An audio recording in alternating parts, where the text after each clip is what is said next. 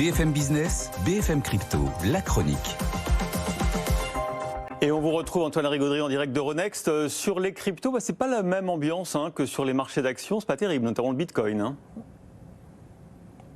Oui, parce qu'on sort d'une jolie semaine comme sur les marchés actions, mais on a craqué les supports sur les 21 000 pour le Bitcoin. L'Ether résiste un petit peu mieux, mais là on sort d'une tendance un petit peu plus glissante et l'XRP avait bien reconquis les 50 cents, mais on a glissé à nouveau en fin de semaine et là ça démarre du côté des 47. Bref, un début de semaine un petit peu frais sur les cryptos. Et puis même ambiance un peu compliquée sur les plateformes avec la rivalité entre Binance et FTX, avec sur fond de rumeurs de difficultés pour l'une d'entre elles.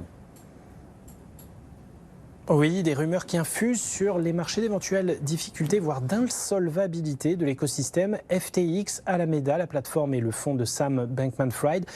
Ça a pointé depuis une semaine, certains alors même jusqu'à qualifier les entités de schémas pyramidaux, d'où l'inquiétude de Binance, son principal concurrent, qui avait acquis il y a 3 ans une part de capital. Résultat, tout a été revendu pour 2,1 milliards. Évidemment, comme cet investissement s'est fait en crypto, en token BUSD et en FTT, les tokens d'FTX, tout est plus compliqué. Binance a annoncé qu'ils allaient liquider ces derniers jetons par précaution, car c'est d'eux que proviennent les inquiétudes.